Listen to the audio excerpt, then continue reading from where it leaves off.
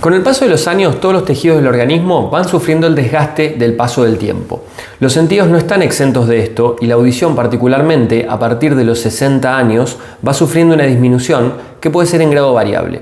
Esto se llama presbiacusia. Se estima que un 30% de las personas mayores de 65 años y un 50% de las mayores de 75 años sufren pérdida de audición atribuible a la edad. Las causas que generan la presbiacusia son complejas e incluyen la muerte de células ciliadas del oído interno o la cóclea, también la muerte de algunas neuronas del nervio auditivo, alteraciones o atrofias a nivel de la estría vascular, que es una parte del oído interno en donde se generan los líquidos endococleares, y también puede haber una alteración en la conexión o sinapsis entre las células sensoriales y las neuronas del nervio auditivo. Al afectarse la discriminación, esto hace que el paciente no pueda entender bien lo que se le está diciendo en una conversación.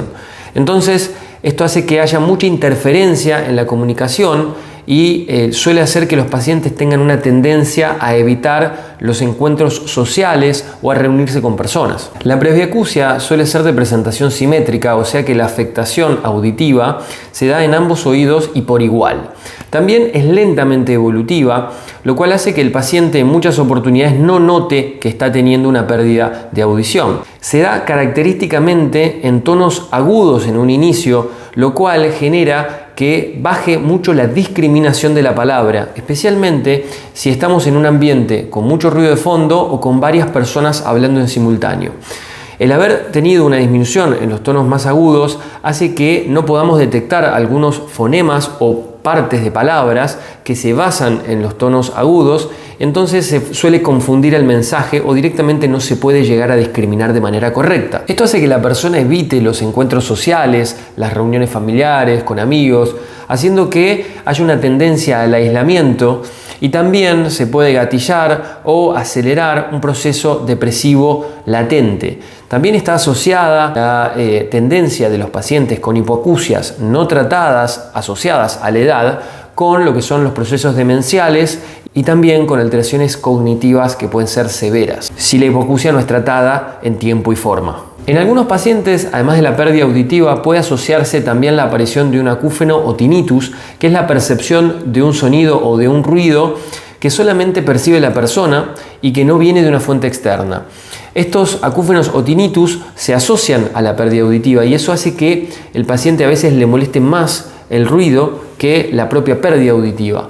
También esto puede generar alteraciones en el estado de ánimo, también en la conciliación del sueño y generar trastornos en la calidad de vida en general. En cuanto a los factores de riesgo de presbiacusia, el principal factor es obviamente el paso del tiempo. Como ya dije anteriormente, a partir de los 65 años aumentan las chances de padecer la pérdida auditiva por presbiacusia, pero existen algunos otros factores que si el paciente los padece pueden acelerar ese proceso de presbiacusia, como ser por ejemplo los antecedentes familiares de pérdida de audición precoz, también los antecedentes clínicos como lo que es la hipertensión, la diabetes o también el tabaquismo, y también influyen los factores como la exposición a ruidos durante la vida, especialmente en entorno laboral o recreacional. Otro factor de riesgo puede ser el haber recibido tratamientos con medicaciones ototóxicas, que son medicaciones que pueden producir un daño a nivel de las células del oído interno.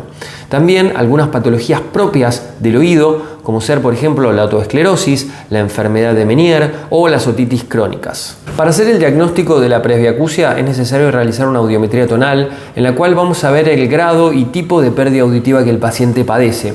Pero es fundamental solicitar una logoaudiometría, que es el estudio en el cual evaluamos lo que es la discriminación de la palabra, ya que escuchar y entender son procesos que están relacionados, pero son cognitivamente diferentes. Una cosa es escuchar un sonido y otra cosa es entender un mensaje hablado. El entender un mensaje es un proceso cognitivamente superior, que requiere no solamente el escuchar bien, sino que además funcione correctamente toda la vía auditiva y los procesos cognitivos que hacen que el paciente pueda entender correctamente ese mensaje hablado. Para poder prevenir la presbiacusia es fundamental evitar los factores de riesgo que te mencioné anteriormente, especialmente el estar expuesto a sonidos intensos y, llegado el caso de que haya que estar en un ambiente con mucho ruido de fondo, por lo menos utilizar protectores auditivos adecuados para evitar que ese sonido intenso genere una pérdida auditiva por trauma acústico. ¿Cómo podemos hacer para ayudar a una persona que tiene presbiacusia?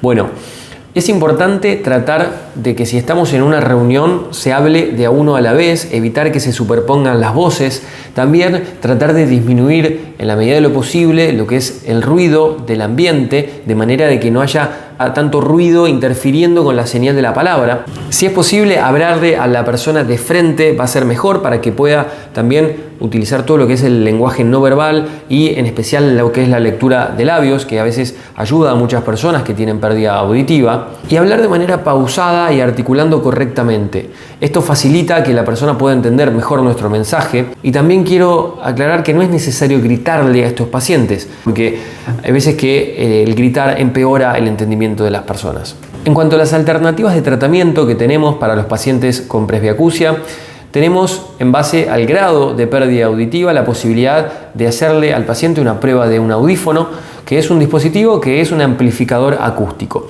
Estos dispositivos suelen andar muy bien para lo que son las pérdidas leves y moderadas de audición, especialmente cuando la logoaudiometría llega a un 100% de la discriminación o casi un 100%, porque lo que hace el audífono es permitir que ese 100%, en vez de generarse a alta intensidad de sonido, se genere al sonido de una conversación, que son aproximadamente 50 a 60 decibeles. Cuanto antes se trate la pérdida auditiva, mejor va a ser la adaptación de ese paciente y mejor va a ser el estímulo que le vamos a dar a esa corteza auditiva, evitando que ciertas zonas de la corteza cerebral se vayan atrofiando. Es por esto que es importante la necesidad de equipar a un paciente cuando ya empieza con una pérdida de audición de tipo leve o moderada.